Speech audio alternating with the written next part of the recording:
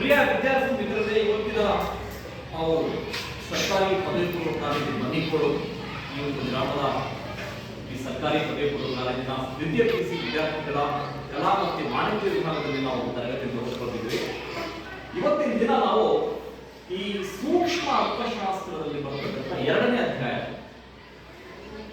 ಅನುಭೋಗಿಯ ವರ್ತನೆಯ ಸಿದ್ಧಾಂತದ ಬಗ್ಗೆ ಚರ್ಚೆ ಮಾಡ್ತಾ ಇದ್ದೀವಿ. ಅದರಲ್ಲಿ ಬಹಳ ಮುಖ್ಯವಾದ ಒಂದು ಬಜೆಟ್ ರೇಖೆ, ಇನ್ನೊಂದು ಬೇಡಿಕೆ ರೇಖೆ, ಆಮೇಲೆ ಬಜೆಟ್ ರೇಖೆ ಸಮೀಕರಣ ಏನು ಅಂತ ನಮಗೆ ಗೊತ್ತಿದೆ. P1 x1 P2 x2 m ಇದ್ರ ಬಗ್ಗೆ ಚರ್ಚೆ ಮಾಡಿದ್ದೀವಿ. ಇಳಿಯುವ ಸೀಮಾಂತ ದೃಷ್ಟಿಕೋನ ನಿಯಮ ಪ್ರಾಯೋಗಿಕವಾಗಿ ಬಹಳ ಮಹತ್ವಪೂರ್ಣ ನಿಯಮದ ಬಗ್ಗೆ ಚರ್ಚೆ ಮಾಡಿದ್ದೀವಿ. ಇದಾದ್ಮೇಲೆ ನಿಮ್ಮಿಂದ ಕೆಲವು ಪ್ರಶ್ನೆಗಳಿಗೆ ನಾನು ಉತ್ತರವನ್ನು ಬಯಸ್ತೀನಿ. ಆ ಪ್ರಶ್ನೆಗಳು ಏನು ಅಂತ ನಾನು ಒಬ್ಬೊಬ್ಬರಿಗೆ ಕೇಳ್ತೀನಿ. ಹೇಳ್ತಿರ್ತಾನೆ ಮೊದಲನೇ ಪ್ರಶ್ನೆ ನಾನು ಕೇಳ್ತೀನಿ. ಈಗ ನಾವು ಸುಮಾರು 8ನೇ ಕ್ಲಾಸಿಂದ ನಾವು ಏನ್ ಮಾಡಿದ್ವಿ, ಇಳಿಮುಖ ಸೀಮಾಂತ ದೃಷ್ಟಿಕೋನ ನಿಯಮದ ಬಗ್ಗೆ ಚರ್ಚೆ ಮಾಡಿದ್ವಿ. ಅತ್ಯಂತ ಪ್ರಾಯೋಗಿಕವಾಗಿರ್ತಕ್ಕಂಥ ನಿಯಮ, ಅರ್ಥಶಾಸ್ತ್ರದ ಅತ್ಯಂತ ಮಹತ್ವದ ನಿಯಮ. ಈಗ ಇದ್ರ ಬಗ್ಗೆ ಯಾರಾದ್ರೂ ಆಲ್ಫ್ರೆಡ್ ಮಾರ್ಷಲ್ ಪ್ರಕಾರ ಇಳಿಮುಖ ಸೀಮಾಂತ ದೃಷ್ಟಿಕೋನ ನಿಯಮ ಏನ್ ಹೇಳುತ್ತೆ ಅಂತ ಯಾರು ಹೇಳ್ತೀರಾ? ನೀವ್ ಹೇಳ್ತೀರಾ? Very good. ಸಿಕ್ಸ್ಕಂಡ ಏನ್ ನಿಮ್ಮ ಹೆಸರೇನು? ಪವಿತ್ರ. ಎಲ್ಲಿಂದ ಬಂದಿದ್ರೆ ಪವಿತ್ರ? ಇದೇ ಊರಿಗೆ ಬನ್ನಿಕೋಡು. ರೈಟ್. ನೀವು ಆರ್ಟ್ಸ್ ಕಾಮರ್ಸ್? ಆರ್ಟ್ಸ್. ಏನ್ ಹೇಳ್ತೀರಾ? ಏನ್ ಹೇಳಿದಾರೆ ಡಾಕ್ಟರ್ ಆಲ್ಫ್ರೆಡ್ ಮಾರ್ಷಲ್ ಅವರು? ಅನುಭವಿ ಒಂದು ನಿರ್ದಿಷ್ಟ ಅವಧಿಯಲ್ಲಿ ವಿವಿಧ ಘಟಕಗಳನ್ನು ಹೇಳಿ. ಡಾಕ್ಟರ್ ಆಲ್ಫ್ರೆಡ್ ಮಾರ್ಷಲ್ ಪ್ರಕಾರ ಒಬ್ಬ ಅನುಭವಿ ಒಂದು ನಿರ್ದಿಷ್ಟ ಅವಧಿಯಲ್ಲಿ ವಿವಿಧ ಘಟಕಗಳನ್ನು ನಿರಂತರವಾಗಿ ಅನುಭವಿಸಿದಂತೆಲ್ಲ ಘಟಕದ ಅನುಭವದಿಂದ ದೊರೆಯುವ ಸೀಮಾಂತ ದೃಷ್ಟಿಗುಣ ವಿಮುಖವಾಗುತ್ತಾ ಹೋಗುತ್ತೆ. Very good. ಚಪ್ಪಾಳೆ ತಟ್ಟಿ.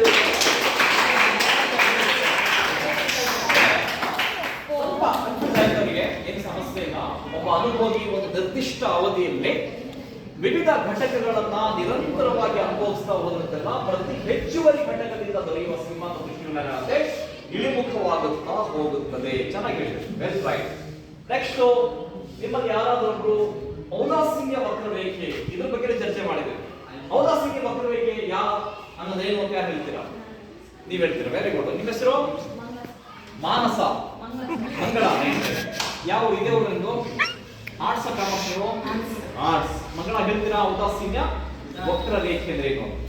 ಒಂದೇ ಮಟ್ಟದ ದೃಷ್ಟಿಗುಣ ರೇಖೆಯು ಒಂದು ಸರಕುಗಳ ವಿವಿಧ ಸಂಯೋಜನೆಗಳನ್ನು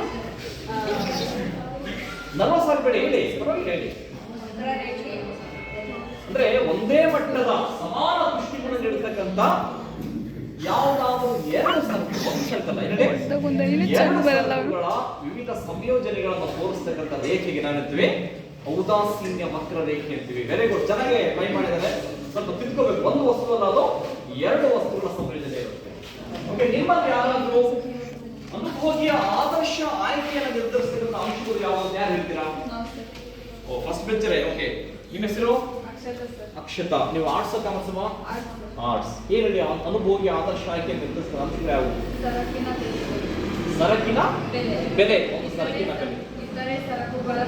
ಇತರೆ ಸರಕುಗಳ ಬೆಲೆ. ರೈಟ್. ಅನುಭೋಗಿಯ ಆದಾಯ. Very good. ಈ ಮೂರು. ಆಮೇಲೆ ಅನುಭೋಗಿಯ ಅಭಿರುಚಿ. Very good. ಚಪ್ಪಾಳೆ ತಟ್ಟಿದ್ದೀರಿ. ಆನ್ಸರ್ ಮಾಡ್ತಾ ಇದ್ದೀರಾ? ತುಂಬಾ ಇದೇ ನಿಮ್ಮ ಸ್ಪಿರಿಟ್. ಮನೆಯವರಿಗಿದ್ರೆ ಬಹುಶಃ ಪರೀಕ್ಷೆ, ದ್ವಿತೀಯ ಪಿಯುಸಿ ಪರೀಕ್ಷೆ ಬಹಳ ಸುಲಭವಾಗಿ ಎದುರಿಸಬಹುದು. ಮತ್ತೆ ಯಾರಾದ್ರೂ ಆನ್ಸರ್ ಮಾಡ್ತೀರಾ? ನಿಮ್ಮಲ್ಲಿ ಕೇಳ ಪ್ರಶ್ನೆ, ಬೇಡಿಕೆ ನಿಯಮ ಏನ್ ಹೇಳುತ್ತೆ? What is the law of demand? ಹೇಳ್ತೀರಾ? Very good. ಹೇಳಿ. ನಿಮ್ಮ ಹೆಸರು? ನಂದಿತಾ. Arts commerce? ನೀವು ಆರ್ಟ್ಸ್. ಇದೇ ಊರು ನಿಮ್ದು? ಹೇಳಿ. ಒಂದು ಸರಕಿನ ಬೆಲೆ ಹೆಚ್ಚಾದರೆ ಅದರ ಬೇಡಿಕೆ ಕಡಿಮೆ ಆಗುತ್ತದೆ.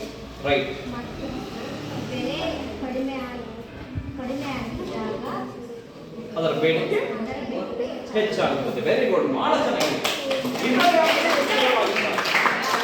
ಇತರೆ ಅಂಶಗಳು ಸ್ಥಿರವಾಗಿದ್ದಾಗ ಒಂದು ವಸ್ತುವಿನ ಬೆಲೆ ಹೆಚ್ಚಾದರೆ ಒಂದು ವಸ್ತುವಿನ ಬೆಲೆ ಹೆಚ್ಚಾದ್ರೆ ಆ ವಸ್ತುವಿನ ಬೇಡಿಕೆ ಏನಾಗುತ್ತೆ? ಕಡಿಮೆ ಆಗುತ್ತದೆ. ರೈಟ್. ಪಾಸ್ ಮಾಡಿ ನೀವು.